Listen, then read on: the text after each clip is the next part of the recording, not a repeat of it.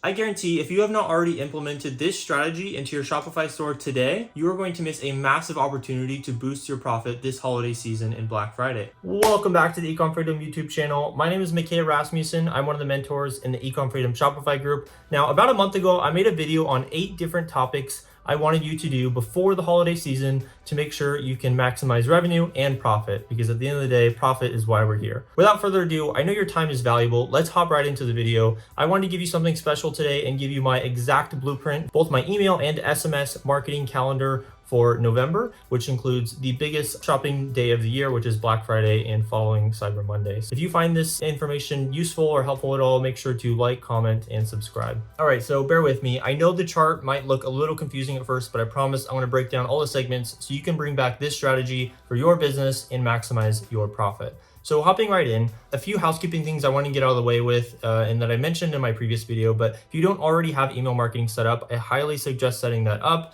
You can check out some of my previous videos regarding Klaviyo and setting up different flows and stuff. So again, you need to make sure you have a welcome pop-up. During the holiday season, you're going to have an influx of customers joining your funnel, and you want to capture as many data points as you can. So if you're already capturing emails but not set up to capture phone numbers, I highly suggest adding that really quick. It's super easy in Klaviyo. You just go over to the sign up forms, and they have a ton of different templates to use that work on either both mobile and desktop, or you can just create 2 separate ones. So back to the graph, you need to have welcome pop-ups. Jumping right in, if you don't already have these set up, you're gonna need to set these up. So what this is customer lists / segments in Klaviyo. So if you go into Klaviyo and then go to list and segments. Now I'm not going to click it because I have private data about my personal brand in there, but essentially you just go to list and segments and you can create different lists and segments of your customers. So what a segment is it's basically a dynamic group of people or of your customers that you can segment out based on certain criteria. So by segmenting different parts of our customers within Klaviyo, we can essentially send specially curated marketing messages in the emails and the texts we send to those designated customers. So for instance, rather than just sending one email to all of our customers, introducing them to our brand, sending a testimonial, something like that, some of our customers have already purchased from us. They already know our brand, they already love our brand, and are just here because they enjoy it and will probably purchase again. This is the importance of segmenting our customers. And again, you can pause the video, look at all the formulas I have, and go and create these segments. It's super easy to do. You just go into Klaviyo and click list and segments, and then just create one. So on the left, these are ones that you're more than likely are familiar with and have set up. If not, make sure you set those up. A few ones I want to point out are the SMS subscribers. Make sure that you have the formula set to person is consented to SMS marketing. The last thing you want to do is be sending text to someone that has not approved or authorized the terms of conditions, just because SMS marketing is a little more touchy than email, just being that people, have their phones and can get annoyed with SMS marketing much easier than they can email. So moving down the list, engage with brand. Typically you do like 30, 60, 120, and you can split test these different numbers. I left out 30, but you can probably add 30 in there. And then I have up to 600. Now, again, I mentioned this in my previous video. You want to make sure you're doing list cleaning. This is essentially just suppressing any accounts that have not engaged with your brand or have never opened any of your emails. This is just going to decrease your deliverability, and you're going to end up in the spam inbox for all of the customers that would have bought from you had they just seen you. So list cleaning is important. And then the 2 on the bottom are just all customers and people that have purchased over the last 7/30 days, again, depending on your brand. We use this last one because we can exclude sending customers that have just purchased from us an email about either a sale or whatever it may be, because we don't want to spam them. They've already committed, they've already purchased. So we can use excluding the last 7 days worth of purchasers.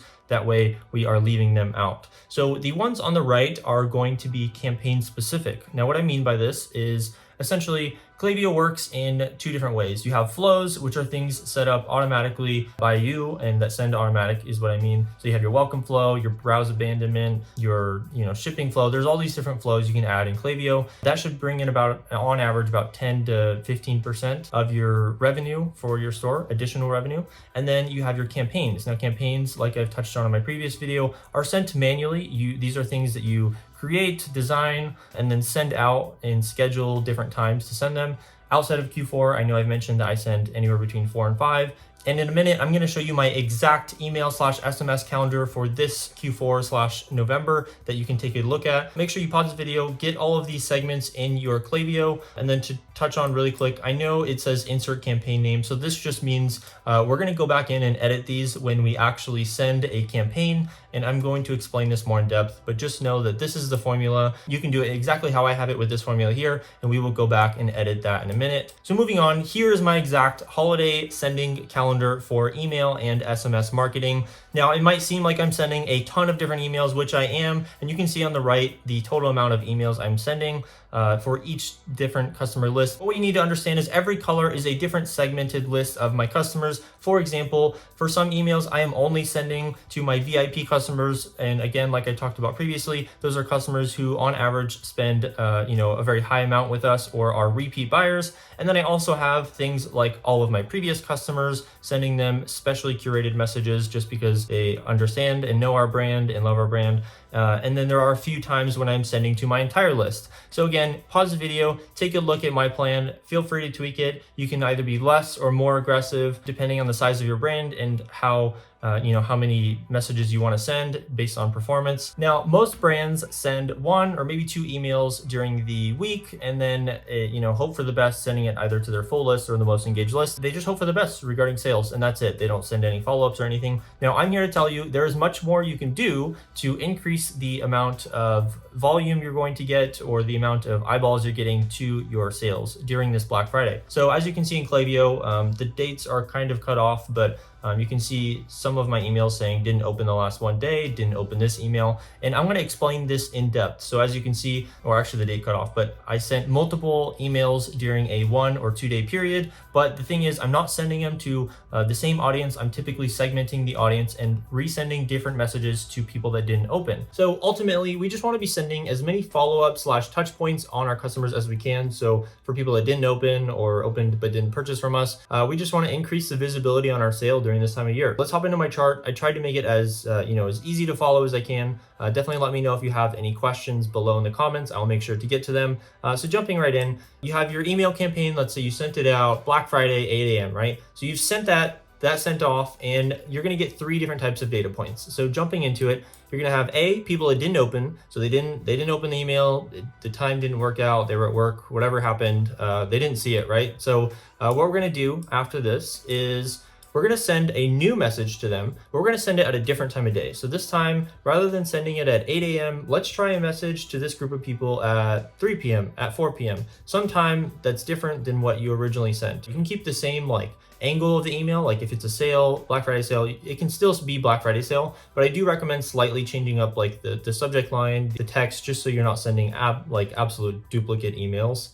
Email providers typically don't like that. So we're going to send a new message the next day, different time, and we're going to follow this formula, right? So I've color coded everything. So people that didn't open. So in Klaviyo, remember this is a segment. So just going through the segment, we have received email at least one time, overall time, where campaign name equals, and this is where you're going to put the campaign name that you originally sent. And you can set all this up in the segments. It's super easy. Let me know if you have any questions. And then they've clicked the email and then opened it 0 times. So it says both clicked email 0 times and opened email 0 times. Once you have set this up, and make sure to exclude purchasers, you can go ahead and send this one off. Essentially what this is doing is you are sending a new email only to the people that did not open and did not click the email, excluding the purchasers. But we're just testing out a different time of day because that time of day didn't get them to open, didn't get them to click. So that is what this route is doing. And this is a specially curated message for this segment of customers after sending the original campaign. So the next segment you would have are people that opened it but didn't click it, right? So they saw your email, they clicked the email, they saw it,